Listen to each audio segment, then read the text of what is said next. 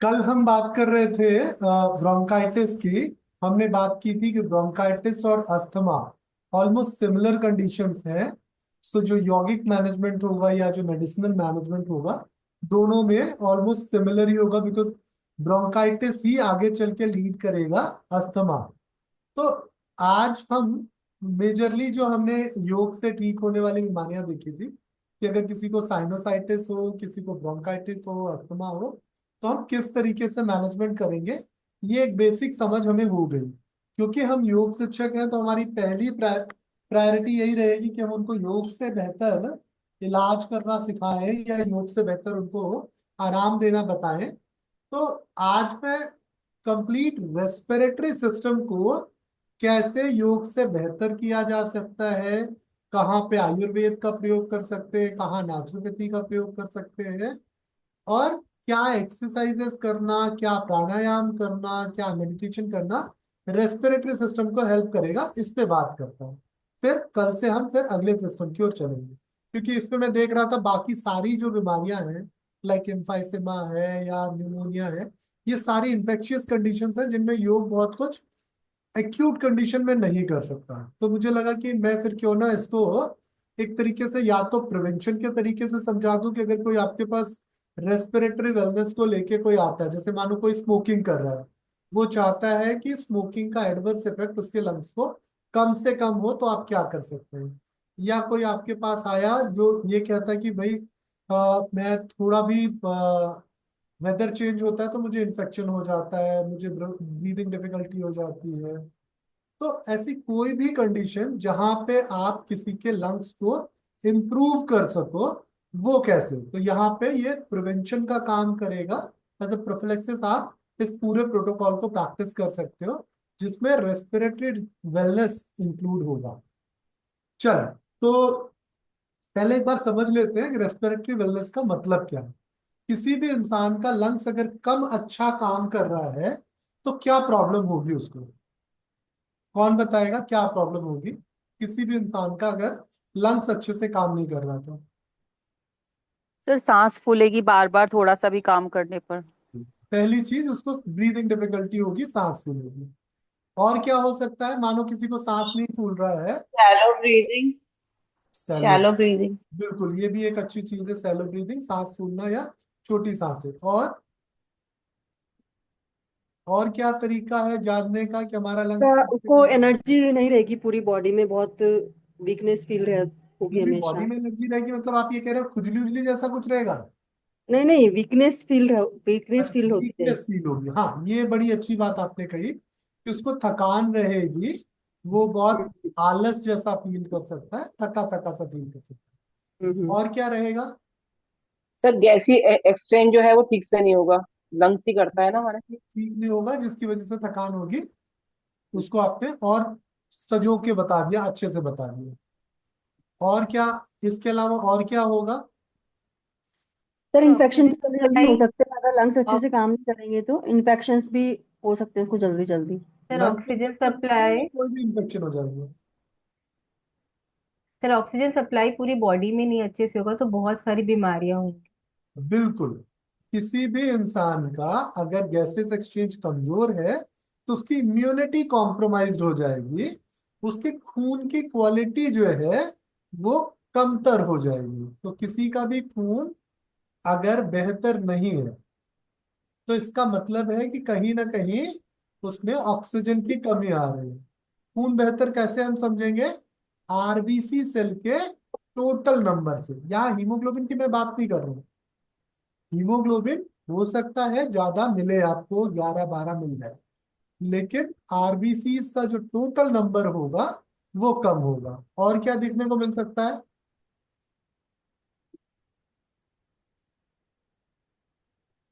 बताइए बताइए, respiratory system और क्या करता है आपकी लाइफ में। सर हर जगह इफेक्ट करता है, सबसे ज्यादा इम्पोर्टेंट तो ब्रीदिंग ही है ना।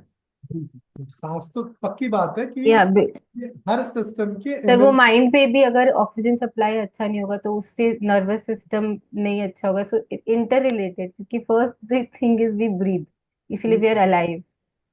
बिल्कुल या सही चीज कही आपने कि बिना सांस के कोई भी सिस्टम आपका अच्छा काम नहीं कर पाएगा।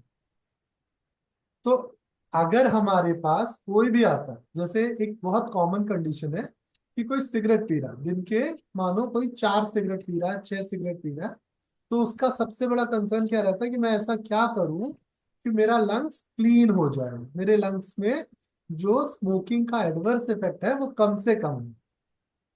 तो लंग्स को क्लीन करना, लंग्स को हेल्दी करना, लंग्स को स्ट्रॉन्ग करना, ये तीनों बातें अलग अलग हैं, लेकिन ऑलमोस्ट फायदा सबका एक ही है। क्लीन करोगे तो ज्यादा हवा इकट्ठा होने लगी। तो क्लींजिंग कैसे करनी है? भस्त्रिका से। लंग्स को क्लीन करना भस्त्रिका और कपालभाति, ये दो बहुत अच्छी ब्रीदिंग टेक्निक्स हैं।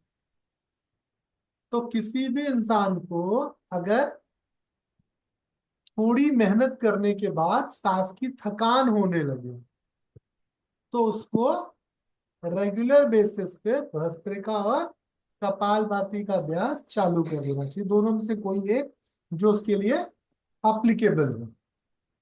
तो भस्त्रिका और कपालभाति क्या करेंगे? ये आपके लंग्स को एक तरीके से क्लीन करने की कोशिश करेंगे।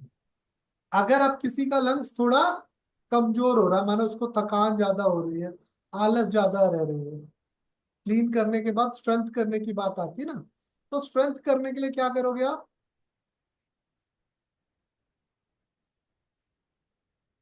Sir sir breathing basic exercise, breathing exercise. नहीं, सर वॉकिंग। यौगिक यौगिक ब्रीथिंग करवा सकते हैं उसको।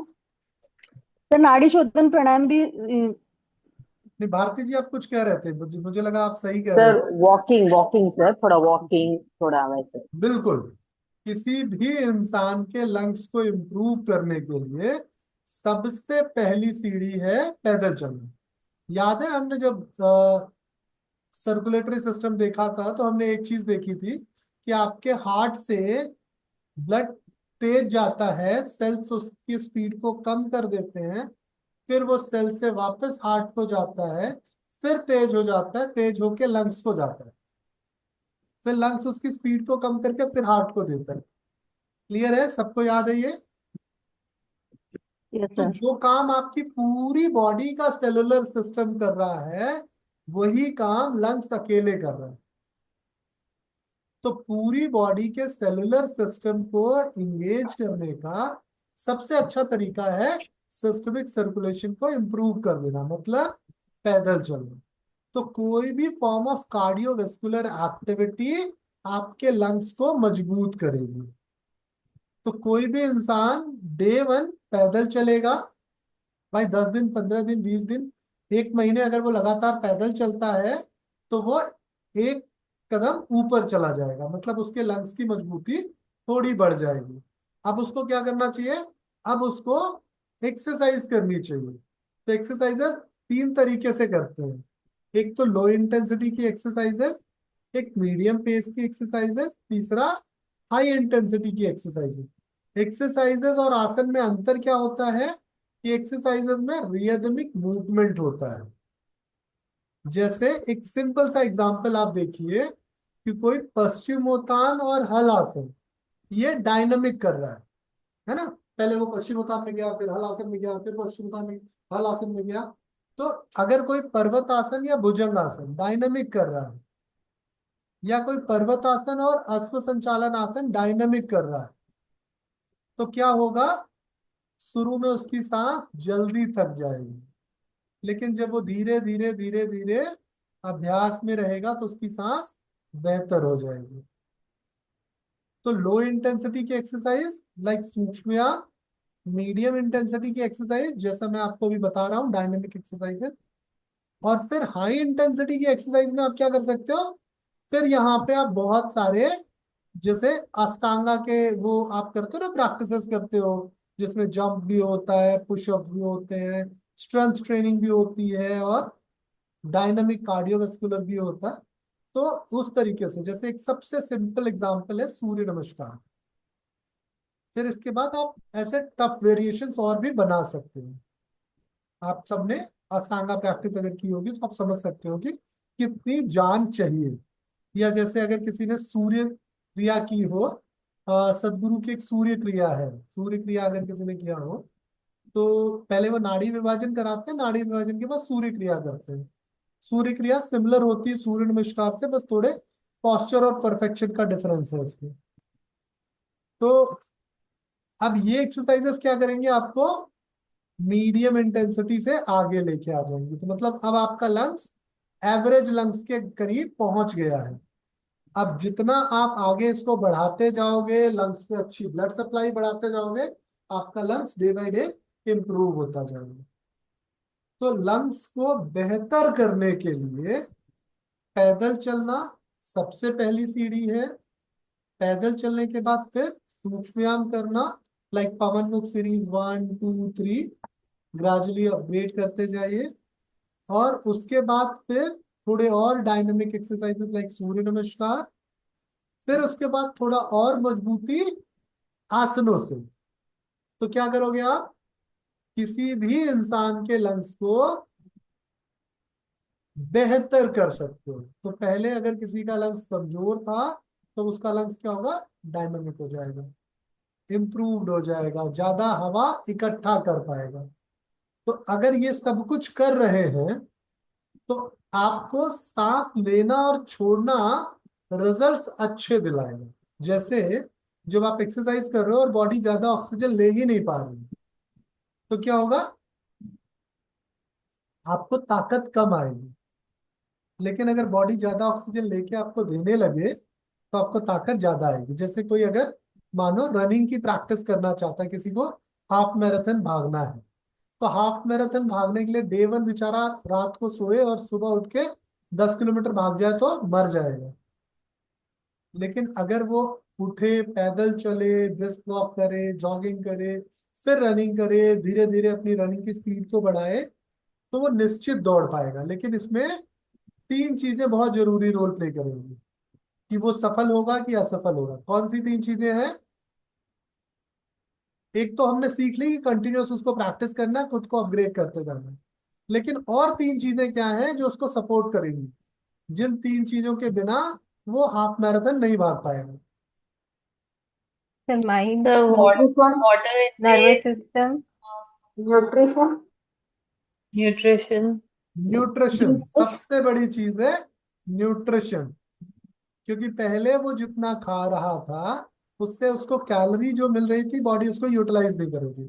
तो अभी उसको अच्छा न्यूट्रिशन चाहिए, जिससे उसकी बॉडी रिपेयर वर्क भी अच्छा करे। क्योंकि जब आपकी बॉडी मेहनत करेगी, तो बॉडी में इंजरीज बहुत आएंगी, डैमेजेस बहुत होंगे। तो रिपेयर वर्क के लिए न्यूट्रिशन सबसे पहले जिम्मेदारी है। तो अगर कोई ग्रेजुअली प्रोटीन इनटेक अच्छा करता जाए, माइक्रो न्यूट्रिएंट्स इंप्रूव करता जाए, तो वो ज्यादा ताकतवर हो जाएगा। तो यहाँ पे करना क्या है, एक आइडियल न्यूट्रिशन की ओर जाना है। जितनी ज्यादा मेहनत करोगे, उतना ज्यादा अच्छा न्यूट्रिशन जरूरी है। न्यूट्रिशन पहली चीज होगी। दूसरी चीज क्या होगी? Sir hydration. हाइड्रेशन। चलो हाइड्रेशन और न्यूट्रिशन एक में ही रख लेते हैं। अब ओके। दूसरी चीज क्या है? Sir sleep. स्लीप बहुत जरूरी रोल प्ले करती है। स्लीप, अगर कोई इंसान किसी भी तरीके से खुद को इम्प्रूव कर रहा है, तो बिना अच्छी नींद के वो इम्प्रूव नहीं कर पाया। नींद क्या करती है हमारी बॉडी में? रिपेयर रिपेयर का काम अच्छा करती है। तो जिसकी जितनी अच्छी नींद, उसकी बॉडी उतनी जल्दी मजबूत हो जाएगी। ठीक। तो नींद दूसरी अच्छी चीज हो गई। अब आखिरी तीसरी चीज क्या जरूरी है? Water sir, water. वो तो हमने वाटर किया ना, खाना और पानी। हाइड्रेशन अभी थोड़ी देर पहले बोला था। Consistency and consistency stress free. सबसे पहले हमने बात की थी। जब तक आप बिना कंसिस्टेंसी के प्रैक्टिस करोगे, तो कुछ नहीं होगा। तो कंसिस्टेंस प्रैक्टिस जो है, वो तो है ही है। सर टाइम, टाइम ये को ध्यान खुला रखना, मतलब खुला टाइम। में खुला में करना चाहिए सर, ताकि उनको ऑक्सीजन मिले। नहीं, ये दोनों चीज ओपन नहीं। एनवायरनमेंट। ये दोनों चीज नहीं है। फिर मुझे लगता है माइंड, मतलब प्राणायाम, प्राणायाम जो आपने ब्रीदिंग प्रैक्टिसेस बताई थी, समान हाँ, श्वास लेना बिल्कुल छोड़ना। ब्रीदिंग प्रैक्टिसेस में मान सकता हूँ, लेकिन निधि वाली बात जो है ना, माइंड, स्ट्रॉन्ग वो सर ज्यादा जरूरी है। Stress free. माइंडसेट, हाँ, नहीं नहीं माइंडसेट। स्ट्रेस, हैप्पीनेस, माइंड, जो भी जिस तरीके से आप समझ लो, ये तीसरी सबसे जरूरी चीज है। तो अगर कोई इंसान अपने स्ट्रेस को ओवरकम नहीं कर पा रहा, स्ट्रेस को ओवरकम करने के बहुत सारे तरीके हैं आपके। अगर इनमें से कोई भी चीज आपको टॉर्चर कर रही है तो आप अपने गोल तक नहीं पहुंच पाओगे, या पहुंचोगे भी तो उतने बेहतर तरीके से नहीं पहुंचोगे। जैसे आपने एग्जाम तो क्वालिफाई कर लिया लेकिन थर्ड डिवीजन से, तो थर्ड डिवीजन से एग्जाम क्वालिफाई करना और फर्स्ट डिवीजन से एग्जाम क्वालिफाई करने में अंतर है। क्या अंतर है? कि एक में आपने अच्छी मेहनत की है और उसका रिजल्ट अच्छा होगा, एक में आपने बस थोड़ी बहुत मेहनत की और मिल गई डिग्री आपको, पर उसका रिजल्ट आगे अच्छा नहीं होगा। तो दिमाग, दिमाग में सबसे जरूरी चीज क्या है? कैसे दिमाग बेहतर होता है? भाई अगर कोई बोले कि स्ट्रेस नहीं लेना तो ये झूठ बात है। सबकी लाइफ में स्ट्रेस है, किसी को काम का, किसी को फैमिली का, किसी को बच्चों का, किसी को पैसे का, कुछ ना कुछ स्ट्रेस होना ही होना। तो बिना स्ट्रेस के जीवन जीना झूठ बोलना। अब बताइए दिमाग को कैसे बेहतर करना है, कैसे सर कैसे लाइफ नाम को। जप कर सकता है, पूजा मतलब सर नाम जप, मेडिटेशन सर, मतलब वो मेडिटेशन। Meditation, meditation relaxation. है, अच्छी चीज है मेडिटेशन। मेडिटेशन। सर रुपेंद्र, प्राणायाम, मेडिटेशन अपने आप को सर पूरा सेरोटोनिन हमेशा लाइफ हार्मोन को में इंक्रीज करे पूरा सर। टाइम टेबल सर मतलब हमेशा सेरोटोनिन नियमित रखना हार्मोन को सर इंक्रीज अपने आप करके। को। सबसे जरूरी चीज है हैप्पीनेस वाले हार्मोन को बढ़ाना। सेरोटोनिन में बोली ना, है ना? सेरोटोनिन। सेरोटोनिन को, ऑक्सीटोसिन को, इंडोर्फिन को, डोपामाइन को, किसी को भी बढ़ाना। तो ये कैसे होगा? सर कुछ फन एक्टिविटीज करके एंगेज करना उनको फन एक्टिविटीज में जिससे लाइफ वो को हैप्पी हो। सेलिब्रेट कर। ठीक, उसमें फन एक्टिविटीज भी आ गई, उसमें सोशल एक्टिविटीज भी आ गई, है ना? उसमें आप फैमिली में भी हैप्पीनेस देख सकते हो। मतलब हर तरह की हैप्पीनेस जो है ये जरूरी है। जब तक आप लाइफ को सेलिब्रेट नहीं कर रहे हो तब तक आपका जीवन पूरी तरह से स्वस्थ जीवन नहीं होगा। तो अगर कोई खूब मेहनत कर रहा है, बहुत अच्छा खाना खा रहा है, लेकिन वो अपनी वाइफ से कुड़ रहा है, अपने बच्चों से कुड़ रहा है, अपने घर वालों पे गुस्सा कर रहा है, अपने काम वालों पे गुस्सा कर रहा है, तो वो इंसान पूरी तरह से सेहतमंद नहीं हो सकता। सेहतमंद होने के लिए क्या जरूरी है? कि उसको सबके साथ सौम्यता से, जरूरत पड़ने पे गुस्सा करे, ये गुस्सा करना बुरा नहीं है। भाई अगर आप अपने काम वालों पे गुस्सा नहीं करोगे तो वो ढंग से काम नहीं करेंगे, है ना? बच्चों को गुस्सा नहीं करोगे तो बच्चे आपके लापरवाह हो जाएंगे, वो थोड़े बदमाश हो जाएंगे। तो गुस्सा करना बुरी बात नहीं है, पर गुस्सा दो तरीके का होता है। एक गुस्सा होता है जरूरत के लिए, जो आपके इंटरनल फिजियोलॉजी को चेंज नहीं करता। ये गुस्सा कहाँ से आता है? ये आता है सिर्फ बिहेवियर से, कि आपने किसी को डांट दिया, गलत बोल दिया, परेशान कर दिया। क्यों किया? क्योंकि आप चाहते हो कि वो बेहतर हो जाए। जैसे मतलब जो लोग 90s में पैदा हुए हैं, सबके पापा ने खूब मार लगाई होगी। क्यों? क्योंकि वो हमें सुधारने का वही तरीका जानते थे। आज के पापा को देखो आप, जिनके बच्चे 2010 में, 2015 में, 2020 में, 25 में पैदा हुए, ये पापा तो नहीं डांट लगाते अपने बच्चों को। तो उसका परिणाम भी हो रहा है, बच्चों में अंतर आ रहा है। बच्चे बुद्धिमान होते हुए भी लापरवाह हो रहे हैं। तो खैर उस पे नहीं जाते हम समझते सिर्फ ये है कि इंसान की हैप्पीनेस जो है वो गुस्सा ना आना नहीं है। इंसान की हैप्पीनेस है फिजियोलॉजिकल इंप्रूवमेंट होना। जैसे जब आपकी बॉडी में फिजियोलॉजिकल इंप्रूवमेंट होता है, हैप्पीनेस बढ़ती है, तो सबसे पहला असर क्या होता है? आपका बीपी कम हो जाता है। तो किसी भी इंसान की अगर हैप्पीनेस नहीं होगी तो क्या क्या प्रॉब्लम होगी? बीपी की प्रॉब्लम सबसे पहली प्रॉब्लम आएगी उसको। और अगर बीपी की प्रॉब्लम आ गई तो आप कितना भी लंग्स को मजबूत कर लो, फिर कुछ होने जाने का नहीं है। तो बीपी आते ही लंग्स नेचुरली कमजोर होने लगे। और बीपी कैसे भागेगा दूर? खुशी से। क्योंकि ब्लड प्रेशर दो तरीके से बढ़ता है। एक फिजियोलॉजिकल तरीका है जो गंदगी से बढ़ा रहा है, उसको आप एक्सरसाइज करके मैनेज कर ले जाओगे। तो एक्सरसाइज करोगे तो गंदगी साफ होगी, ब्लड आपकी ब्लड वेसल्स क्लीन होगी, चीजें इंप्रूव हो जाएंगी। लेकिन जब आप गुस्सा करोगे, जब आप परेशान रहोगे, तो जो बीपी बढ़ेगा वो फिजियोलॉजिकल नहीं है, वो साइकोलॉजिकल है। ये साइकोलॉजिकल ब्लड प्रेशर आपको बीमार नहीं, बहुत बीमार कर देगा। ठीक।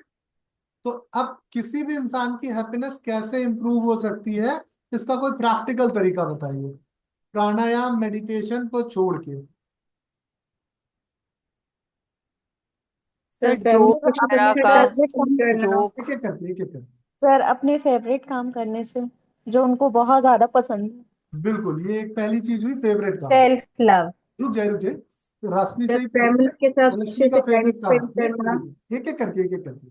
रश्मि जी, आपका फेवरेट काम क्या है?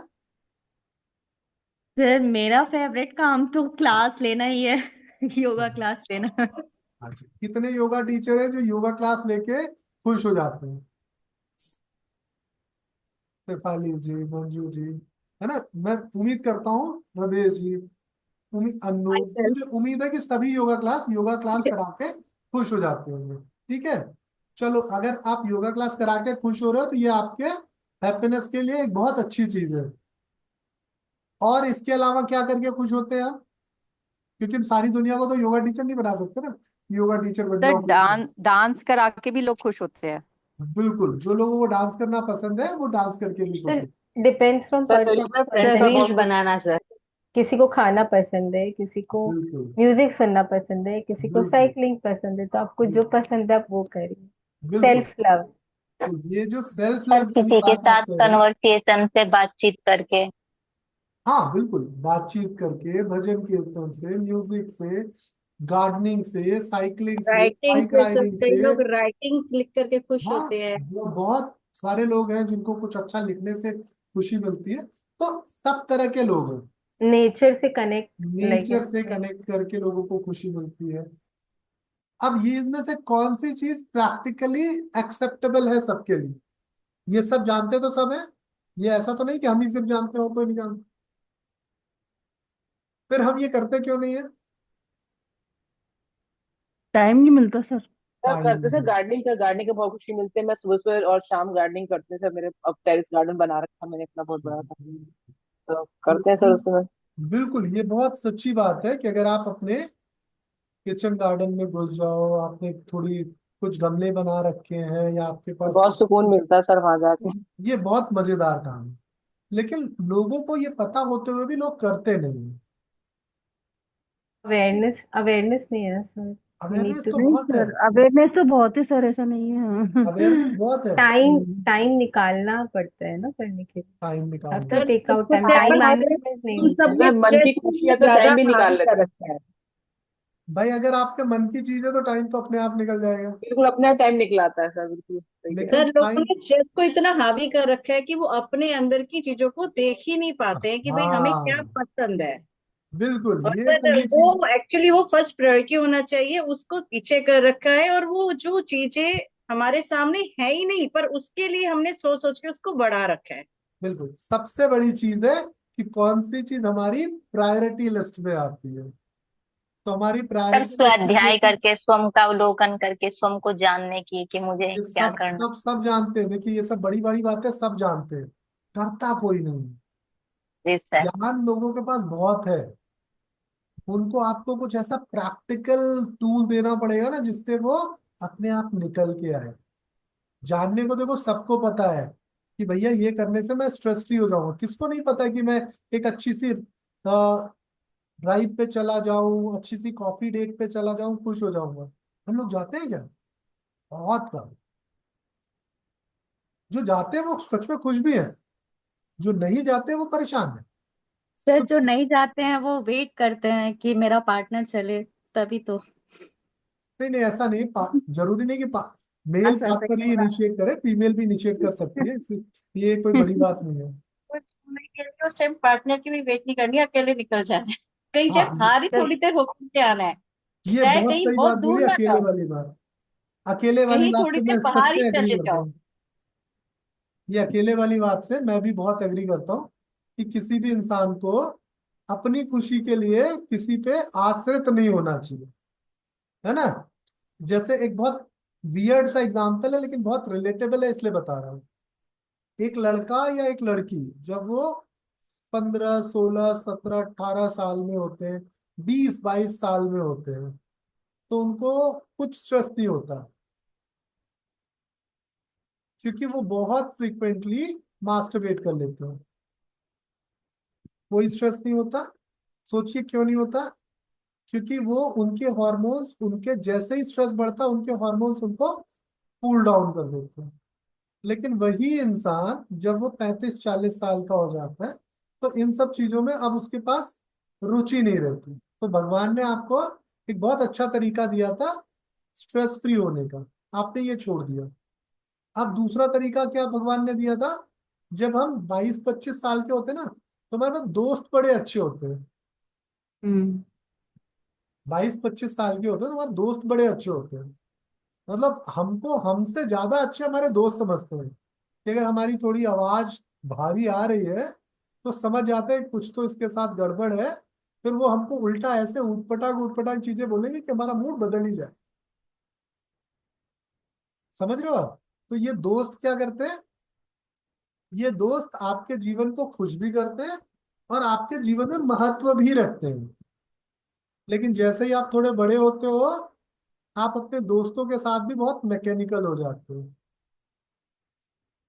दोस्त से मिलने जाते वक्त 25 साल से पहले, मैं कह रहा हूँ 30 साल से पहले भी, कोई ये नहीं सोचता कि मैं क्या पहन के जाऊं, कौन सी गाड़ी से जाऊं, कैसे जाऊं, जेब में कितने पैसे होने चाहिए, कुछ खाएंगे तो पैसे मैं खर्च करूंगा, ऐसा कोई कभी नहीं सोचता। लेकिन एक उम्र के बाद हम क्या करते हैं? हम बड़े फॉर्मल हो जाते हैं। फिर हम क्या करते हैं? हम चाहते हैं कि हम पैसे भी खर्च करें, उसके ऊपर हमारा इंप्रेशन भी अच्छा हो, वो हमारी गाड़ी देख के भी अब प्रभावित हो, उसको लगे कि हम लाइफ में बहुत सक्सेसफुल हैं। और कहीं गलती से कुछ अगर उसको बताना भी पड़े तो हम 4 गुना बेहतर बताते हैं उसको। तो कारण क्या हुआ? कि हमने कहीं ना कहीं उससे एक दूरी बना ली। वो दोस्ती अब दोस्ती न रह के सिर्फ और सिर्फ अपने आप को प्रूफ करने का तरीका हो गया। इसी चीज को आप बच्चों में समझ सकते हो। जब तक बच्चे छोटे होते हैं ना, टीन एज से छोटे, वो मम्मी पापा के साथ बड़े कंफर्टेबल होते हैं। लेकिन टीन एज के बाद वो मम्मी पापा को अपने चैलेंजेस नहीं बताना चाहते। उनको लगता है कि मेरी मेरी लाइफ बहुत स्पेशल है, मम्मी पापा मेरे सब बोरिंग है, इनको कुछ समझ में नहीं आता, ये सब बूढ़े लोग हैं, इनको कुछ कुछ पता नहीं है। तो ये होता है, हम धीरे धीरे किसी भी चीज को वैल्यू नहीं करते या हम उससे अपने आप को ज्यादा स्पेशल बना लेते हैं। अब जैसे कुछ लोग हैं, डांस करना उनको बहुत पसंद है, लेकिन वो डांस इसलिए नहीं करते कि लोग क्या सोचेंगे। अपनी चीजें, अब जैसे किसी को मानो गार्डन में फूल पत्तों के साथ मजा तो आता है, लेकिन अब वो स्थिति में है कि वो गार्डन में जाए और फिर लोग क्या सोचेंगे। देखो ये अपने गार्डन में, आपको याद आएगा एक फिल्म आई थी, धर्मेंद्र की एक फिल्म थी चुपके चुपके करके कुछ। उसमें जब वो जाता है तो घर का मालिक गार्डनिंग कर रहा होता है तो उसको बोलता है मालिक को बुला के लाओ। तो ये कुछ चीजें ऐसी हैं जो हमें काम करने से रोकती हैं। और उसमें क्या होता है? झूठा अहम। तो अब इस अहम से कैसे दूर आए, ये सबसे बड़ी चीज है। इस अहम से दूर आना सीख लिया तो जीवन बहुत सरल हो जाएगा। कौन बताएगा इस अहम से दूर आने का तरीका? Sir gratitude. बहुत सही बात है। क्योंकि हम कितने भी अहमवान हो जाएं, कहीं ना कहीं जाके हम अपनी पोल पट्टी खोलते हैं, है ना। भगवान जी यार ये देख लेना, ये मेरा पोर्टफोलियो बहुत नीचे चल रहा है, पता नहीं क्या हो गया, इसलिए साल पूरा गड़बड़ हो जाएगा। कुछ भी किसी भी तरीके से तो हम भगवान को मक्खन लगाने पहुंच जाते हैं, लेकिन हम भगवान को थैंक यू नहीं करते कि क्या मिला हमें, उसके लिए हम थैंक यू नहीं करते। तो अगर हम रोज जो चीज है हमारे पास उसके लिए थैंक यू करना सीख ले तो हमारा झूठा हम दूर हो जाएगा। तो ये ग्रेटिट्यूड की प्रैक्टिस रियल लाइफ में कैसे प्रैक्टिकल हो पाएगी, कैसे इसको बिना किसी ताम झाम के हम इम्प्लीमेंट कर सकते हैं, कौन बताएगा? सर जो चीज आपके पास है उसको तो हम देखते हुए ग्रेटिट्यूड करते हैं, पर सर अपने आसपास अगर हम सराउंडिंग ऐसे लोगों को देखते हैं ना जिनके पास नहीं है, तो आपके मुंह से अपने आप एक ऐसा ग्रेटिट्यूड निकलता है सर, नहीं निकलता सिर्फ वो दीपाली ग्रेटिट्यूड जी, ही रह जाता है। नहीं निकलता। लोग सर पे हम सिंपल सर, स्पेशल है इसलिए रोज हमारे पास है। Sir very simple, gratitude journal बना लो, रोज एक 5 सेंटेंस लिख दो ग्रेटिट्यूड का, फिनिश्ड। ये भी बहुत अच्छी चीज है कि एक आप रोज कुछ पॉजिटिव जो लाइंस हैं वो रिपीट कर लो तो आपको एक फीलिंग रहेगी। लेकिन इससे भी आसान कोई तरीका हो सकता है? सर थैंक यू अपने शब्द, मतलब अपने वोकैबुलरी का एक हिस्सा बना दो लेट गो, वैराग्य ग्रेटिट्यूड। भाव। आजकल नहीं तो नहीं, जो जिस इरा में हम जी रहे हैं ना, सॉरी और थैंक यू तो लोगों ने ऐसे रख लिया है कि वो जब वो फेंक के मारते हैं तो लगता है झूठ बोल रहे हैं। फिर लेट तो गो करना, लेट गो करना एक सही वैराग्य तरीका हो भाव। सकता है, लेकिन ये बहुत प्रैक्टिकल नहीं है। समटाइम ये इसके लिए ना बहुत बड़ा मन चाहिए होता है। और कुछ इजी प्रैक्टिस क्या कर सकते हैं हम? सर लाफ्टर थेरेपी जो हम करते हैं योग के बाद, उससे भी काफी रिलैक्स हो जाते हैं लोग। लाफ्टर थेरेपी बहुत अच्छा पॉजिटिव तरीका है, एटीट्यूड। लेकिन इससे भी आसान कुछ? घर में जो बड़े हैं उनके रोज पैर पड़ के। ये अच्छा तरीका दीपाली, ये मैं मेरी लिस्ट में आपने नया नया चीज डाला, ये बहुत अच्छी चीज है। बड़ों का रोज पैर छू के, लेकिन इससे भी अच्छा यम नियम का पालन करना। क्या करके? यम प्रार्थना नियम का प्रार्थना पालन प्रेयर। करना। वो बहुत मुश्किल है दीपाली का जी, मैं खुद भी नहीं कर पाता हूँ, बहुत मुश्किल है। और कुछ? मैत्री करुणा, मैत्री करुणा। मैत्री करुणा, ये बहुत अच्छी चीज है, प्रैक्टिकल लाइफ में इम्प्लीमेंट करने की जरूरत है। लेकिन और इससे भी आसान कोई चीज जिससे हम सर सेवा सेवा करके आप सेवा की भावना सर को। रोज एक तस्ते वार्षिक प्रणवास, सर तस्ते सुबह उठते वाचक रोज प्रणवास। 108 बार कृतिज्ञोस्मि कृतिज्ञोस्मि कृतिज्ञोस्मि की माला फेर लो। समर्पण का भाव ईश्वर के प्रति या सभी के जो हमारे शवासन, सहयोगी बने हैं किसी न किसी रूप में। तो फिर शवासन फैमिली योग भी सेवा करना सबसे बेस्ट है, क्योंकि अगर सेवा जितना हम करेंगे अपने आप, जो चीजें हमें चाहिए वो, मतलब या फिर हमारे अपने आप हमारे सेरोटोनिन वगैरह जो भी चीजें सब कुछ चल, बनने। मैं आपको बता देता हूँ। सर ईश्वर के प्रति समर्पण से भी हम वो मैं अनुभव करते शवासन योगेंद्र सर। मैं आपको बता देता हूँ सबसे आसान तरीका जिससे आप अपने दिमाग को शांत कर सकते हो, बड़ा प्रैक्टिकल तरीका। दिमाग को शांत करने के लिए जो सबसे अच्छा तरीका है वो है ब्रेथ को देखना। एक बार का उपवास। एक बार, ओके। दिन की कोई भी एक मील छोड़ दो। सर हम तो 2 ही बार खाते हैं, हाँ, कोई भी एक मील छोड़ दो। छोड़ दी हुई है काफी टाइम से। हाँ, अब इससे क्या होगा कि जब कोई एक मील आप छोड़ते हो ना तो आपका मन पहले बड़ा भड़कता है, फिर उसके बाद आपका मन संयमित होता है। जैसे आप देखो, कोई आपको चीज पसंद है, आप उसको खा लो तो थोड़ी देर का सुख मिलता है, और अगर आप उसको ना खाओ तो बड़ी देर तक आपका दिमाग उसके साथ लगा रहता है। ठीक? तो इससे क्या होगा कि आप फालतू जगह दिमाग कम चलाओगे अगर आप अपनी रोज कोई एक चीज छोड़ दो। अब ये खाना ही नहीं है, देखो क्या है, कोई भी एक ऐसी चीज जो आपको रोज छोड़नी है कि आज मैं ये काम नहीं करूंगा बाकी सब करूंगा। आदतें सर खराब। सर स्वाध्याय, ये तो एक कुछ तरीके से भी, स्वाध्याय हो रहा है ना सर, हम हाँ अपना बिल्कुल स्वाध्याय कर रहे हैं। स्वाध्याय है, लेकिन बस बहुत सिंपल तरीका है कि आज मैं एक काम नहीं करूंगा। क्या नहीं करूंगा? आज मैं ड्राइविंग नहीं करूंगा, आज मैं पब्लिक ट्रांसपोर्ट से जाऊंगा। बहुत दिक्कत हो जाएगी, लेकिन आपका दिमाग चीजों को संभालने लायक बन जाएगा। आज मैं रील नहीं देखेंगे सर। ब्रेकफास्ट नहीं करूंगा, आज मैं ब्रेकफास्ट में सिर्फ पानी पीऊंगा, चलेगा। आज मैं लैपटॉप के आगे टाइम नहीं बिताऊंगा, चाहे जो कर लूं, मैं सब कुछ बिना लैपटॉप के करूंगा, कोई भी एक चीज। तो इससे क्या होगा कि जब आप रोज कोई एक चीज छोड़ते जाओ तो आपको चीजों की अहमियतता पता चलती जाएगी। अब जैसे जब हमारे पास कोई चीज बहुत आसानी से मिलती है तो हम उसको क्या करते हैं, वैल्यू नहीं करते। एक दिन मैं बिना पैसे खर्च किए रहूं, कितनी भी जरूरत आ जाए पैसे नहीं खर्च करूं, तो इससे क्या होगा कि इंसान धीरे धीरे इसको अपने जीवन का हिस्सा बना लेगा। तो वो इसी चीज में उलझा रहेगा, स्ट्रेस उसका दूर चला जाए। किसी भी सर इंसान जैन धर्म का एक बहुत एक आधार है। हम लोग सुबह उठते ही वो जो 14 नियम चितारना करते हैं वो सब वही होता है, रोज का जो त्याग करते हैं। बिल्कुल सही कह रहे हैं। तो ये बड़ा अच्छा तरीका है अपने दिमाग को रोज की इधर उधर से हटाने का। ये जो मैं कह रहा हूं आपको, ये वास्तव में सिर्फ अपने दिमाग को अलग तरीके से इंगेज करने की प्रैक्टिस है। सर ये हुआ जो हम लोग अब योग के बारे में जानते हैं और सुनते हैं, है ना सर? आप हमें बता रहे हो, हम इस बात पर अप्लाई नहीं कर नहीं रहे हैं, नहीं, जो लोग बट नहीं हमें जानते उनको लिए ही है।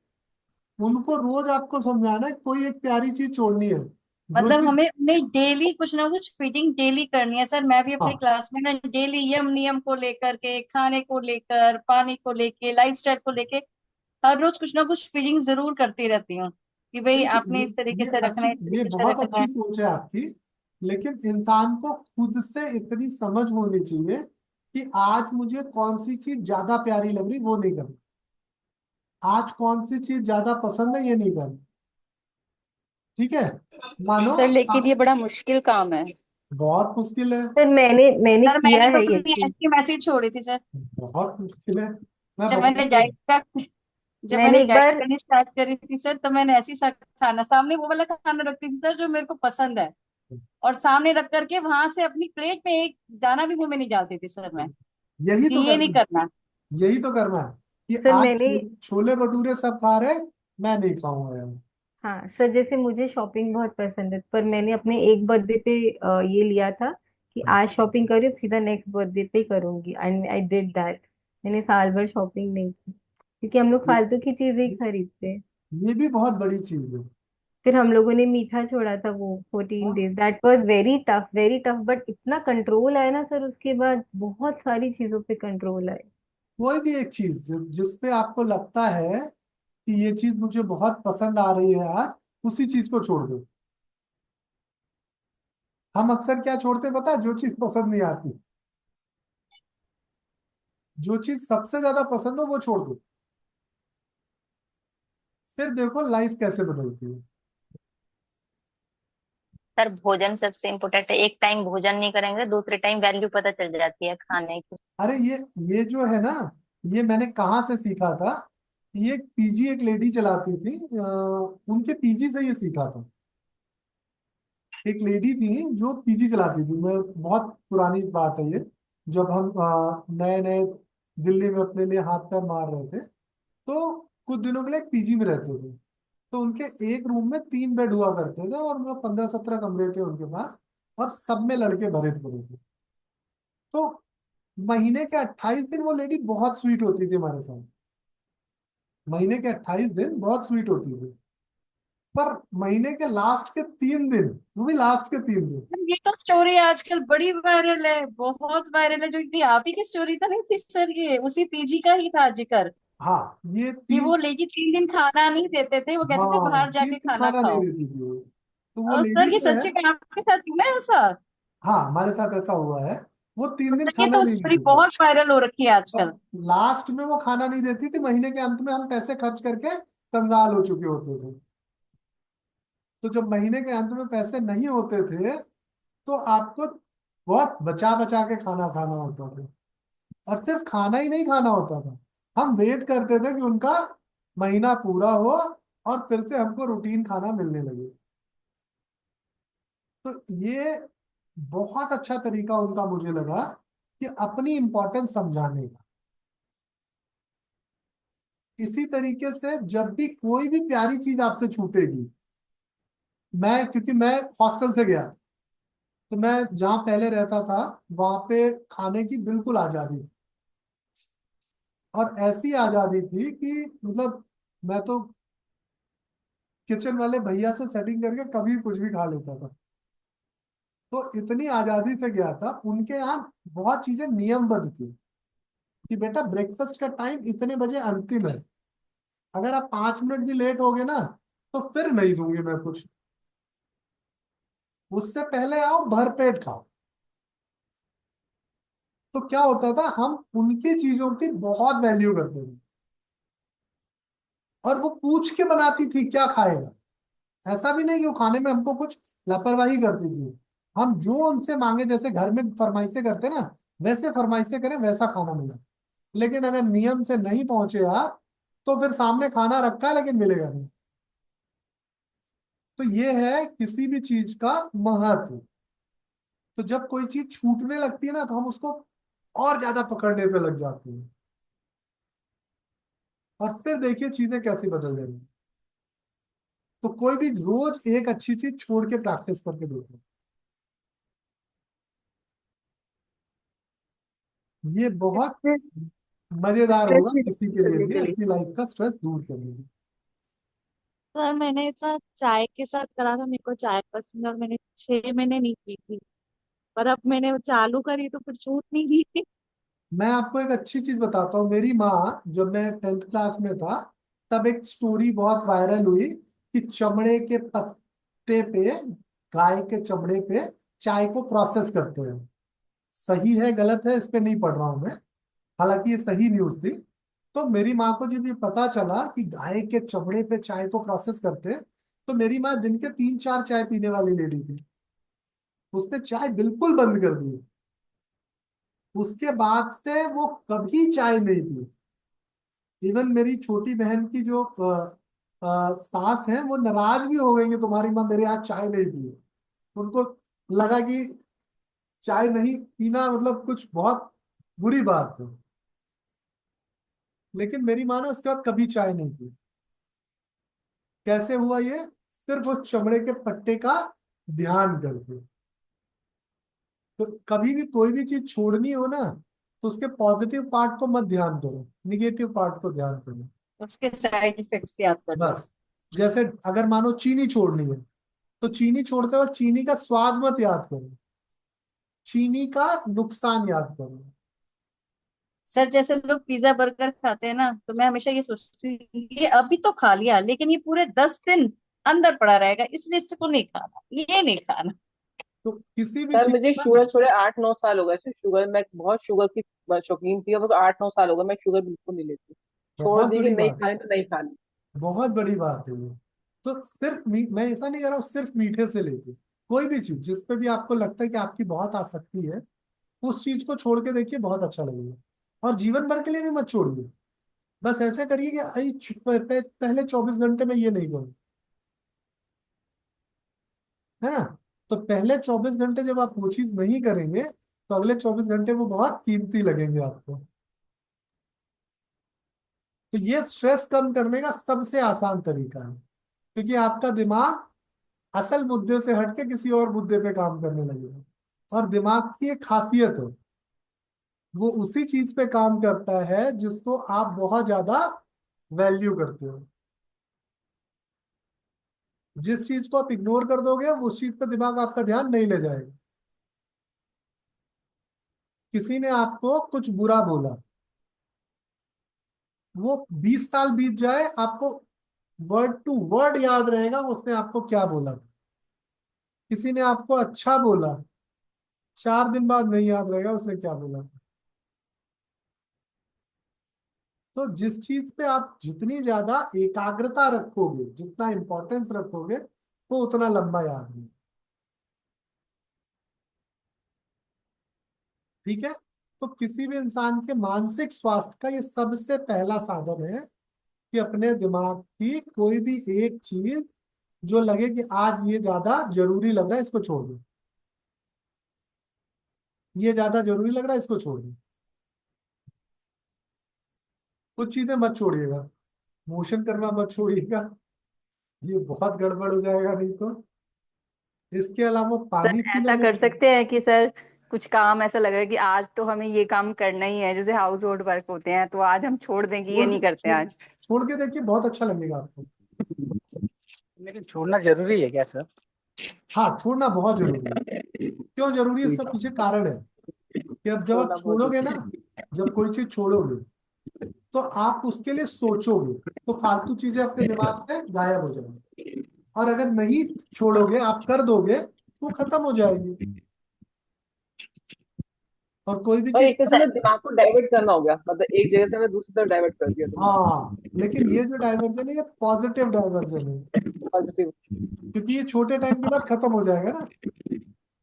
सर ये एक दिन मेरे साथ ऐसे ही हुआ, जैसे रोज हमारी क्लासेज होती है, तो एक दिन सैटरडे को मुझे ये नहीं पता कि आज सैटरडे छुट्टी है। तो सर मैंने बाद में टाइम में कहा क्लास नहीं, मतलब ज्वाइन भी करके बैठ गई, फिर भी याद आया कि सैटरडे है।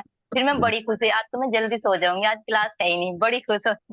हाँ, तो नहीं, एक कभी दिन क्लास कभी नहीं है। कभी कोई भी चीज, कभी आप ऐसे क्लास छोड़ के देखो, बहुत मजा आएगा। मैं करता हूँ कभी कभार, जब मुझे नहीं पढ़ाने का मन होता है, मैं छोड़ देता हूँ, मैसेज करता हूँ आप लोगों को, छोड़ देता हूँ। तो इससे बहुत मजा आता है। कोई भी चीज, सिर्फ क्लास के लिए नहीं कह रहा हूँ मैं, कोई भी चीज। जैसे अगर आपके जीवन में कोई भी ऐसी चीज लगती है कि ये बहुत इंपॉर्टेंट है, इसको नहीं करेंगे तो आफत आ जाएगी। अब जैसे मेरे चाचा जी सर जैसे हॉस्पिटल में आप admit थे। मैसेज करते हो ना, सर आप मैसेज करते हो, हम अगर अपने आप छोड़ेंगे तो गिल्टी फील करेंगे, और आप छुट्टी का मैसेज करते हो तो हम खुश हो जाते हैं, हमारी भी छुट्टी हो गई है। नहीं नहीं, मैं आपको बताता हूँ कि जैसे मेरे चाचा जी हॉस्पिटल में एडमिट थे। अब हॉस्पिटल में एडमिट है तो भाई, घर का सबसे बड़ा होने की वजह से मेरी सबसे पहली ड्यूटी होती है कि मैं उनकी टेक केयर करूँ। और मैं बहुत परेशान था, क्योंकि उनके ससुर साले ने मुझे कुछ उटपटांग बोल दिया था। तो उनके साले से मेरी बहस हो रही थी। मैं, भाड़ में जाए, मैं कहीं नहीं जा रहा, मैं घर में मजे करूंगा। पूरे दिन भर मैं घर में मजे में पड़ा रहा। दूसरे दिन हॉस्पिटल गया तो लोग बहुत वैल्यू कर रहे थे। मैं इससे पहले करीब 1.5 महीने रोज हॉस्पिटल में रहता था, कोई वैल्यू नहीं थी। 24 घंटे में हॉस्पिटल से गायब क्या हुआ, बहुत वैल्यू हो गई। क्योंकि सबको समझ में आ गया कि मैं पिछले 1.5 महीने से क्या कर रहा हूँ।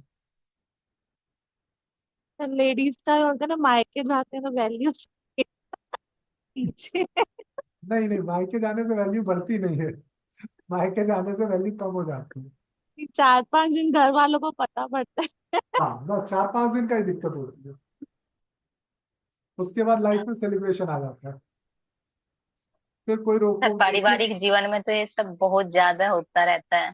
नहीं, ये करना चाहिए, मैं बता रहा हूँ आपको, इससे आपका हाँ जी। जीवन बहुत शांत है। तो ये बहुत जरूरी चीज है अपनी लाइफ में, अगर स्ट्रेस फ्री रहना चाहते हो तो चीजों को छोड़ना चालू करो, इंपॉर्टेंट चीजों सर को ये छोड़ना भी चालू ऐसा होना चाहिए ना कि रोज हम एक अलग अलग चीज छोड़ें। करो। हाँ, मतलब अलग अलग। ऐसा नहीं कि एक ही चीज छोड़ रहे हैं, आज कुछ नहीं, नया कुछ कुछ भी जो, नया, मतलब देखिए नया नया जो इनोवेट करते रहे अपने दिमाग से कि जो हाँ। आपको लगे कि जरूरी चीज है वो छोड़ दो। हाँ वो छोड़ दो। सर हम्म। जैसे कोई हमारी वैल्यू नहीं कर रहा, हम उससे बात ना करें कुछ टाइम, बहुत तो भी मजे, वैल्यू बढ़ती है। बहुत मजेदार है। हाँ जी। हाँ, मैं ऐसा ही करती हूँ, मैं बात नहीं करती, चाहे बच्चे क्यों ना, उनसे मुंह बना लेती हूँ। मैं कह रहा हूँ एकदम से कि वैल्यू कुछ बढ़ती भी है। जो आपको लगे वो कर सकते हो।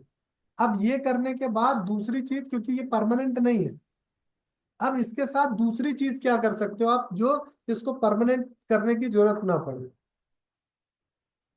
ये साधु सन्यासी करते हैं, ये जो मैं आपको बता रहा था अभी, ये साधु सन्यासी भी करते हैं। मौन। साधु सन्यासी सबसे पहले क्या करते हैं, अपना मौन। घर छोड़ते हैं। मौन। मौन। मौन, सबसे मौन धारण अच्छी कर, चीज है अंतर मौन। अंतर मौन। अंतर मौन का जो तरीका है, ये आपको बहुत बल दे देता है, क्योंकि जितना बात करोगे उतनी ताकत वेस्ट करोगे। तो तो अगर कोई हफ्ते में एक बार इंसान, मौन जरूर रखना चाहिए, हफ्ते में एक बार मौन जरूर रखना चाहिए। नहीं पूरे दिन भर बहुत नहीं सारे। कर सको कोई बात नहीं, लेकिन हर सिंपल दिन। तरीका समझिए कि जीवन के कुछ घंटे, जो बड़े बिजी आवर्स होते हैं ना, उसमें शांत रहना सीख लीजिए। जिस टाइम पे आप बहुत बिजी हो, जब आपका ब्रेन बहुत हाइपर एक्टिव हो, तो शांत हो जाओ, ये बहुत हिम्मत देगा। सर मॉर्निंग में किसी किसी को ऐसे फील होता है उठते से कि ऐसा लगता है बहुत सारे थॉट्स आ रहे हैं, बस मॉर्निंग में सबसे ज्यादा बिजी होते हो क्योंकि मॉर्निंग में बहुत सारे काम हाँ, होते हैं, तो शांत हो जाओ। फिर बिस्तर से एकदम से उठते से हाँ हाँ, मॉर्निंग तो उनको की क्या करना चाहिए? इंडियन फैमिली का जो स्ट्रक्चर है ना, उसमें मॉर्निंग आवर्स में फीमेल्स बहुत बिजी होती है।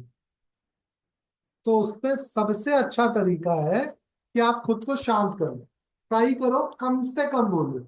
ना बोलो तो बहुत अच्छा है, नहीं तो कम से कम बोलो। आप देखो आपकी चीजें आसान हो जाएंगी। तो अगर मौन की प्रैक्टिस कर रहे हो, चीजें छोड़ने की प्रैक्टिस कर रहे हो, फिर तीसरी जो सबसे जरूरी चीज आएगी, वो आएगा कि रेगुलर बेसिस पे थोड़ी देर बैठने का अभ्यास, साधना करना चाहिए। अब साधना और ध्यान दोनों में अंतर क्या है ये समझिए।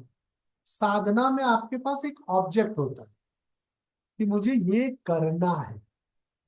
जैसे सबसे सरल सबसे आसान साधना सूर्य साधना में बताऊं, ठीक। सबसे आसान साधना सूर्य की साधना।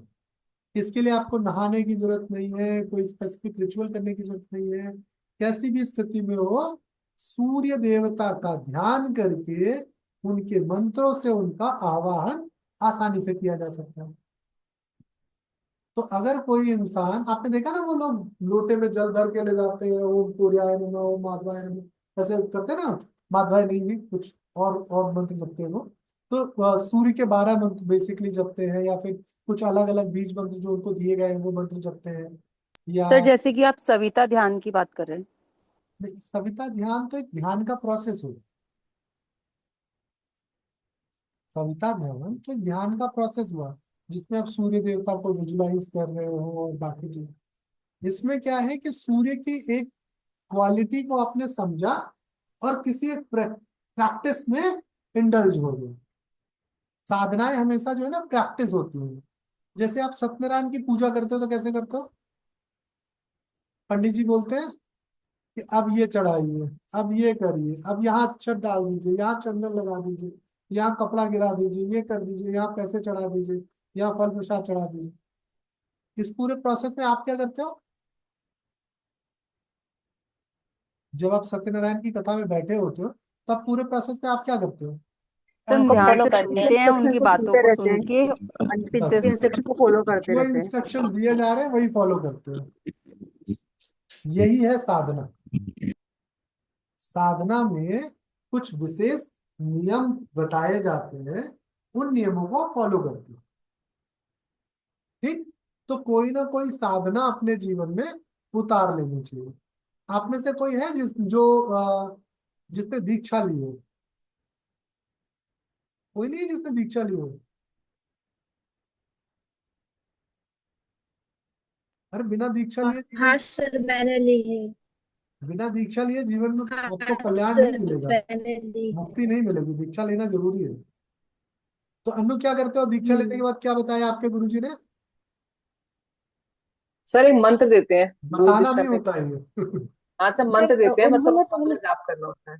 हाँ जी सर, हाँ, बताना नहीं हाँ होता जी है सर किसी को उन्होंने कि क्या मंत्र बताया। बताए थे। लेकिन अच्छा, लेकिन सर मंत्र में क्या बताया था वो नहीं बता सकते? हाँ वही वही मैं बोल रहा हूँ कि अब सोचो ये नियम क्यों बनाया गया। इस नियम को बनाने के पीछे कोई तो रीजन होगा कि आपके गुरुजी ने जो आपको बताया वो आपको किसी और को नहीं पता। ये सर सेल्फ कंट्रोल के लिए होता है कि आप सर सेल्फ और बहुत सारी चीजें, ऐसा नहीं नहीं नहीं, है? इससे सेल्फ कंट्रोल क्या होगा? इससे कुछ और अनोखा होता है। दूसरा कुछ और कुछ थॉट नहीं बोले उसके बारे में। ये जो सर साधना इस पे आपको कुछ फलीभूत हो जाता है, जैसे कुछ सोचा हुआ होता है वो पूरा हो जाए, ऐसा कुछ। नहीं नहीं, वो तो बहुत बात की बात है। मंत्र तो हम दीक्षा इसलिए लेते हैं जिससे इस जीवन को हम बेहतर और ले जा सके। मतलब हमें जो गुरु दीक्षा है, गुरु दीक्षा का मतलब ये होता है कि अब हम कल्याण की ओर, या हम अपनी लाइफ को बेहतर और ले जा पाएंगे। तो गुरु दीक्षा का जो मंत्र है वो इसीलिए नहीं बताया जाता क्योंकि ये व्यक्तिगत मंत्र होता है, आपकी जरूरत के हिसाब से आपको दिया गया मंत्र होता है। तो अब जो मंत्र आपको दिया गया आप उस मंत्र का जाप करते हो रोज, ठीक। तो ये जो है, अगर कोई इंसान गुरु दीक्षा ले ले तो उसका आधा टेंशन खत्म हो जाएगा। ठीक। तो जब आप किसी को थोड़ी दिन प्रैक्टिस करा लो, थोड़ी दिन वो बेहतर हो जाए, तो फिर उसको बोलो कि अब सही समय है दीक्षा लेने का। तो अब सर आप, आपने ली हुई है? हाँ आपने ली हुई है गुरु दीक्षा? भाई, हमारे परिवार में सभी ने ली। ठीक है। मतलब मेरे बाद वाला भाई भी, वो भी ले चुका है। तो गुरु दीक्षा जो है, ये बहुत जरूरी रोल होता है हमारे इस पूरे स्ट्रक्चर में, जो पारिवारिक स्ट्रक्चर है ना, जो जिसमें आपके जीवन के पूरा 16 चरण बनाए गए हैं, इसमें दीक्षा लेना एक बड़ा जरूरी चरण है। यानी कि सर एक मार्गदर्शन मिल जाता है। हाँ, ये जो दीक्षा दी जाती है, ये आपके अनुरूप आपको दी जाती है कि कौन से रास्ते पे आपको बेहतरी मिलेगी। तो ये दीक्षा लेना सबको जरूरी है। सर किन से लेना सर? किसी से भी, मतलब जरूरी आप ही नहीं दे बहुत दो अच्छा गुरु होना चाहिए। आप ही दे दो सर, ये हम हमारे जहाँ जाते हैं वहाँ हमारे गुरु बोलते हैं, बस नहीं। मैं ना अपने आप को कुछ भी करूँ, मैं ना समझती कि मैं हुई नहीं। अब देखिए, मैं आपको इस दीक्षा का मतलब पूरा, वहाँ पे इसे नामदान वगैरह नहीं देते हैं जैसे दीक्षा रहते हैं। सबसे बुद्धिमान व्यक्ति ने, जिसको सबसे मूर्ख कहा था, उससे दीक्षा ली थी। सबसे बुद्धिमान व्यक्ति, सबसे ज्यादा इंटेलिजेंट इंसान कौन था? उद्धव। सुना ना उद्धव के बारे में आपने? और उन्होंने सबसे मूर्ख किसको कहा था? गोपियों को। और उन्होंने ओके। गोपियों से दीक्षा ली। क्या लिया? गोपियों से प्रेम की दीक्षा ली। क्रीम की दीक्षा देती है। जबकि उद्धव की नजर में सबसे बेवकूफ कौन था? गोपियां। गोपियाँ थी, हाँ। इतना। और उद्धव सबसे बुद्धिमान प्रकांड विद्वान थे। तो गुरु दीक्षा लेते वक्त ये नहीं देखना हमें कि गुरु हमसे बुद्धिमान है या नहीं है। जिससे हमने दीक्षा ली, वो हमारा जीवन बदल देगा। दीक्षा इतनी पावरफुल प्रैक्टिस है। क्योंकि आप सबको विवेकानंद का याद होगा। विवेकानंद भी ऐसे गुरु की तलाश में बहुत भटक रहे थे। वो बहुत बुद्धिमान गुरु ढूंढ रहे थे, क्योंकि स्वयं बहुत बुद्धिमान थे। और फिर उनको जो गुरु मिले वो क्या थे? लोगों की नजर में पागल थे। तो इसलिए भारती जी, गुरु की क्वालिटी मत देखिएगा। जो आपको लगे कि इनसे दीक्षा लिया जा सकता है, उनसे दीक्षा ले लीजिए। सर बेसिकली दीक्षा क्या होता है? बेसिकली दीक्षा ये होता है कि आपको एक रास्ता बताया जाता है जिससे आपकी लाइफ बेहतर हो जाएगी। ठीक। अब ये रास्ता हमें कौन बता सकता है? जो हमसे ज्यादा गुणवान, बुद्धिमान या ज्ञानवान हो? जरूरी नहीं है। जिसके माध्यम से उस रास्ते का हमें बोध होना होगा, वो हमें बता देगा। तो गुरु जो है सिर्फ एक माध्यम है, जो आपके आपके रास्ते की ओर आपको ले जाएंगे। तो जो लोग मंत्र नहीं लिए, जिन्होंने दीक्षा नहीं ली है, आज की क्लास के बाद जब भी आपको समय मिले, दीक्षा लेने का प्रयास जरूर कीजिए। तो बेसिकली दीक्षा लेने के बाद होता क्या है, मतलब? वो बताएंगे लेते कि जो कैसे दीक्षा सर जो पहले तो? दीक्षा देंगे, जो दीक्षा देंगे आपको, वो आपको एक प्रॉपर प्लान ऑफ एक्शन देंगे कि रोज क्या करना है आपको। मतलब वो रोज के लिए आपको एक रिचुअल देंगे कि रोज आपको ये करना है।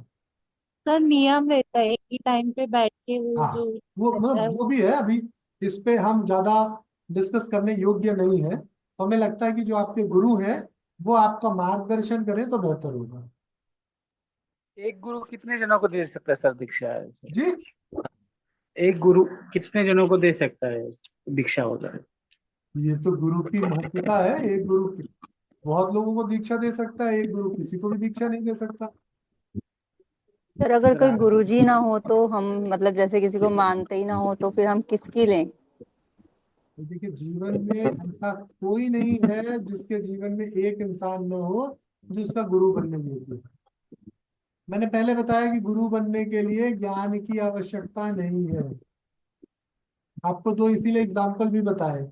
एक बहुत बुद्धिमान व्यक्ति मैंने उद्धव बताया, जिनकी गुरु बनी गोपियां हैं, है ना, गोपिकाओं के बाद। फिर दूसरा बुद्धिमान इंसान मैंने बताया कौन?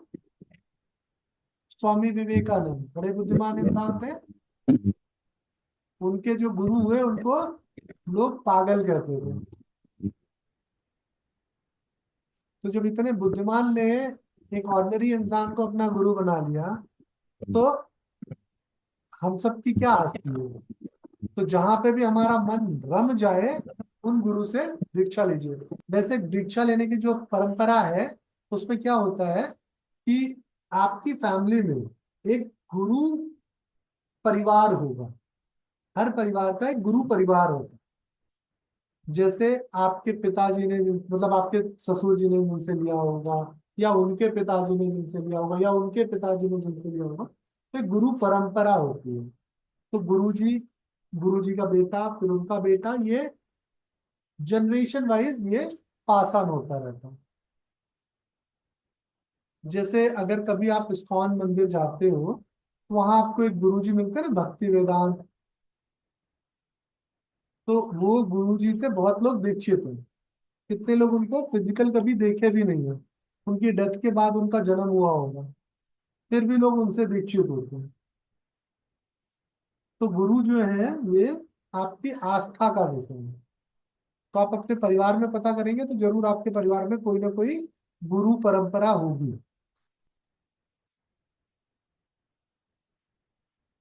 जैसे आप देखते हो ना, वो जब आप कभी तर्पण के लिए जाते हो तो वहां आपकी वंशावली लिखी होती है, या जो आप कुटुंब रजिस्टर देखते हो कि आपके फैमिली मेंबर्स के सारे नाम होते हैं। तो उसी तरीके से गुरु शिष्य परंपरा भी है हमारे यहाँ। तो आप थोड़ा सा रिसर्च करोगे तो आपको आपके गुरु मिल जाएंगे। अब आप बोलोगे कि मैं यहाँ जन्म से गुरु को गुरु क्यों कह रहा हूँ, तो यहाँ गुरु के ज्ञान और उसके जन्म मरण से कुछ लेना देना नहीं है।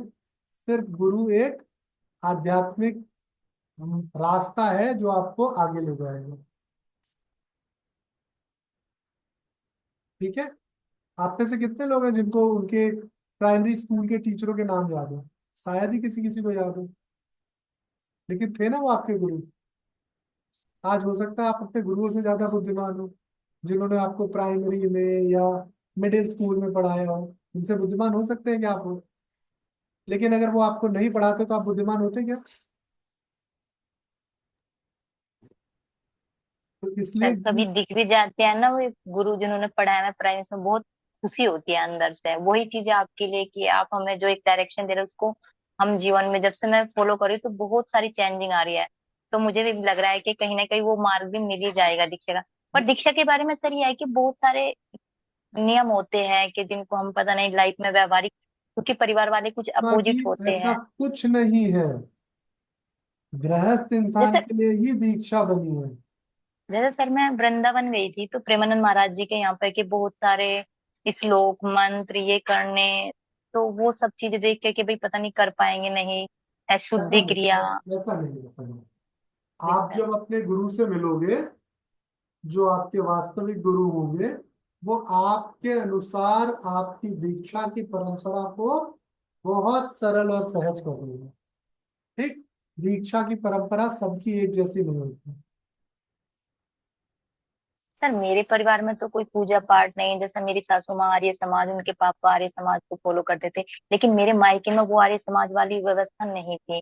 वहां पर वही भगवान को मानते हैं। तो बस आप, मैं दो आपके उसमें आपके बट आर्य चुकी। समाज में भी गुरु परंपरा है, आप ढूंढिएगा वहां भी है।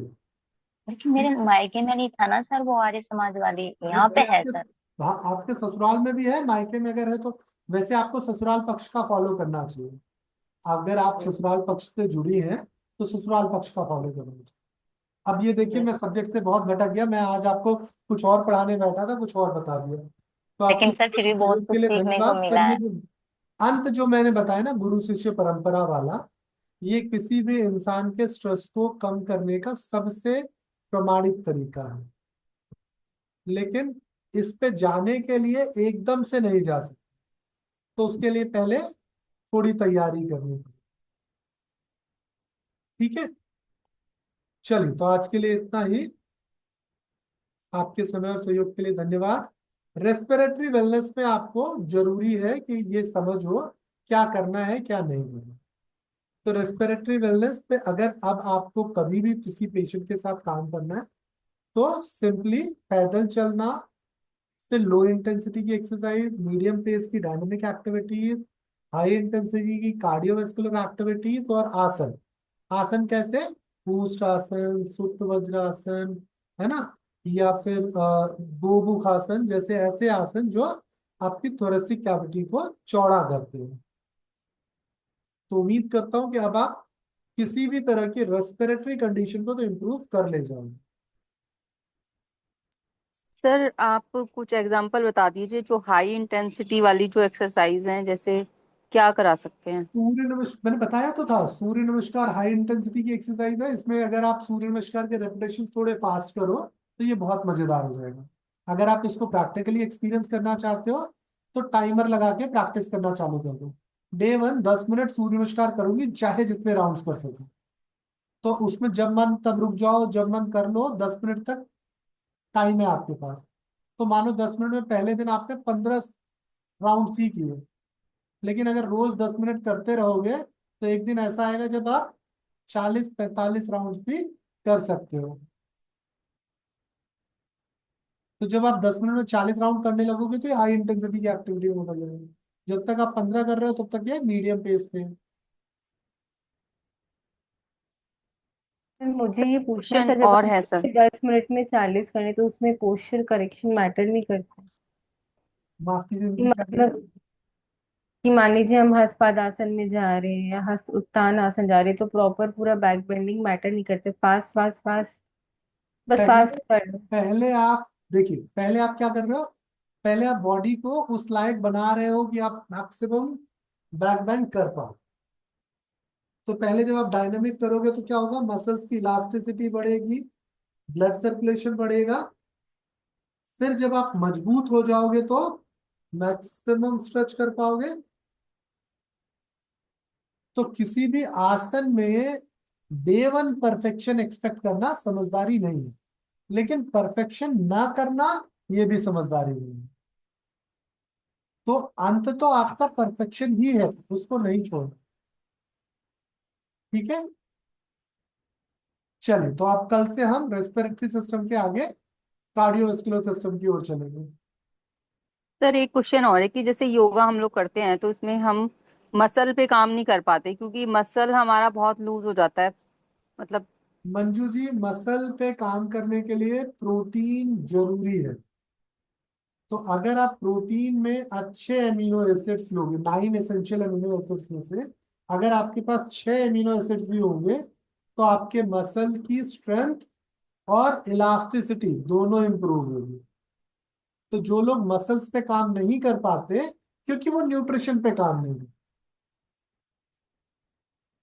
क्योंकि हम जब आसन कर रहे होते तो मसल्स को ही तो एंगेज करते हैं। आप जब मानो गोमुख आसन करोगे तो थोरेसिक कैविटी खुलेगी तो पेक्टोरल मसल्स आपकी टाइट होगी। तो पेक्टोरल मसल्स पे जब आप काम करोगे, मानो आप फीमेल हो, तो क्या होगा? आपके ब्रेस्ट की टोनिंग होगी, आपकी मसल्स अच्छी होगी, इलास्टिसिटी अच्छी होगी, लंग्स में ज्यादा एयर आपके इकट्ठा होगी, तो जाहिर सी बात है मसल क्वालिटी इंप्रूव होगी। अब इसी को अगर कोई मेल कर रहा है तो अगर उसके चेस्ट पे फैट है तो ग्रेजुअली फैट परसेंटेज कम होगा, मसल्स टोन होंगी, मसल्स आइडियल स्ट्रक्चर पे जाएंगे। अब जो लोग हाई प्रोटीन डाइट पे जाके एक मसल्स को बार बार पंप करके ग्रो करते हैं, आपको ग्रो करना जरूरी नहीं, मसल्स को मजबूत करना जरूरी है। मसल्स में जितना कम फैट रेशियो होगा, जितनी मजबूती और जितना लचीलापन होगा, वो मसल्स उतने लंबे समय तक आपका साथ निभाएंगे। मीन सर फ्लेक्सिबिलिटी होना ज्यादा जरूरी है। भाई जितनी फ्लेक्सिबिलिटी उतना अच्छा कैपिलर ब्लड फ्लो, जितनी स्टिफनेस उतना बुरा ब्लड फ्लो।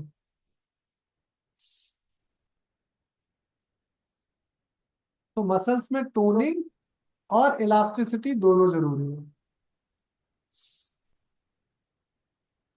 वो सर आसन करने से आएगी, आसन के साथ साथ साथ अच्छा प्रोटीन। प्रोटीन। प्रोटीन। अगर अच्छा न्यूट्रिशन नहीं है तो आसन से कमजोरी आएगी।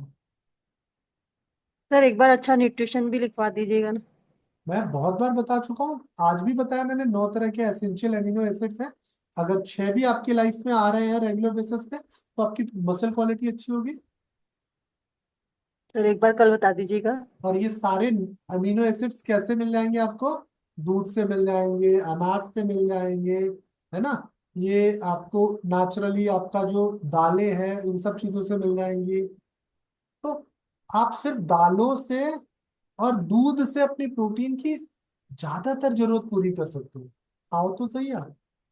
सर दूध तो आजकल मना कर देते हैं ना लोग कि दूध नहीं पीना मैं चाहिए। देखिए शिल्पा जी, दूध वो बना करते हैं जो ये कहते हैं कि दूध आपको अच्छी क्वालिटी का नहीं मिलेगा। तो अच्छी क्वालिटी का दूध तो कोई भी नहीं बोलेगा कि भाई केमिकल वाला दूध पियो, लेकिन दूध बुरी चीज नहीं है।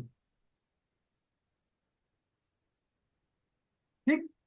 तो आपके समय और सहयोग के लिए धन्यवाद। नमस्कार। सर एक विटामिन डी सप्लीमेंट के बारे में बता दीजिए सर, एक मैंने लेडीज को उसकी मसल भी बताया बहुत वीक बताया है। तो था कि विटामिन का सबसे अच्छा सप्लीमेंट जो है वो विटामिन बी के लिए न्यूरोबियन ले लो, या फिर एक और रुकिए मैं आपको दिखाता हूँ ये। विटामिन डी के लिए सर? डी के लिए जी। नहीं, डी के लिए तो मैं म- कहूँगी कि आप डॉक्टर की सलाह पे जाए। वैसे अपराइज एक अच्छा ब्रांड है, लेकिन डॉक्टर की सलाह पे जाए। क्या बताया सर? डॉक्टर की सलाह पे जाए। नहीं वो ब्रांड नाम बताया था आपने सर, वो विटामिन अपराइज डी। अपराइज। सर थैंक मैं यू एक सर। क्वेश्चन सकती हूँ? बोलिए। तो साइनस और ब्रोंकाइटिस, these are independent और some interrelation भी है कुछ? है, इंटर रिलेशन भी है।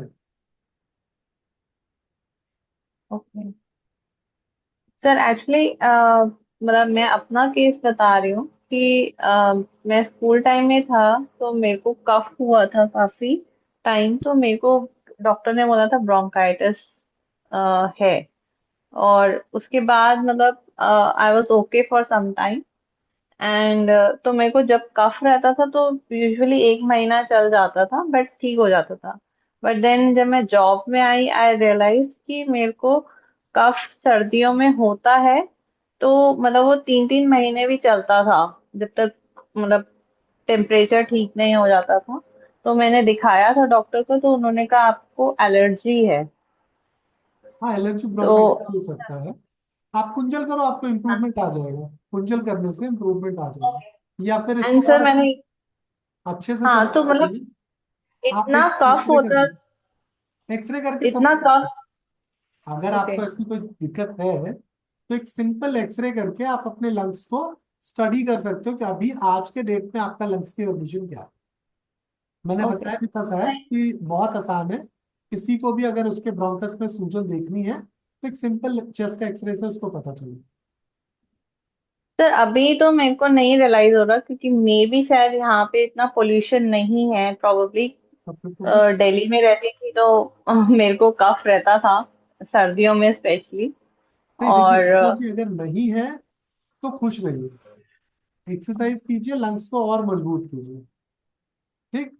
और अगर प्रॉब्लम हो रही है तो मैं सबसे पहली चीज कहता हूँ कि अनुमान लगाने से बेहतर है कि आप किसी एक उस पे चले जाओ।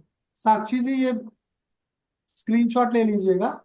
ये बड़ा अच्छा मल्टीविटामिन है जो कि बहुत सस्ता है। तो ये बहुत सस्ता है और बहुत इफेक्टिव है। तो अगर किसी को भी अगर सप्लीमेंटेशन करना हो तो विटामिन बी कॉम्प्लेक्स और कुछ मल्टी मिनरल्स और मल्टी विटामिन के लिए ये बहुत आसान और इफेक्टिव ब्रांड हो सकता है। ये मॉडर्न मेडिसिन का है, लेकिन 60 डेज तो आराम से कोई भी ले सकता है जो वेजिटेरियन है। सर हमें भी तो रिक्वायरमेंट रहती है तो हम ले सकते हैं सर इसे। मैंने कहा ना कि जो वेजिटेरियन हो 60 डेज तक ले सकता है बिना किसी डॉक्टर के प्रिस्क्रिप्शन के। 60 डेज के बाद अगर उसको लेना है तो डॉक्टर से सलाह जरूर लें। चलिए, तो आज के लिए सर इतना है। बोलिए। सर तो बस मैं थोड़ा कंटिन्यूएशन में बोलना चाह रही थी कि मतलब इतना कफ होता था कि ऑलमोस्ट वॉमिटिंग लायक हो जाता था, कि मैंने एक दो बार वॉमिट भी किया था। एलर्जिक ब्रोंकाइटिस भी तो कॉमन है। Allergic okay. ब्रोंकाइटिस में जब आप बहुत बार बार खांसी करते हो ना, तो इसोफेजियल रिफ्लेक्स होता है, हाँ इसलिए इसीलिए मैंने हाँ। बताया था कि आपको कुंजल करना लंग्स को क्लीन करने में मदद करेगा। तो तो ये, सर कंजल से ठीक हो जाएगा?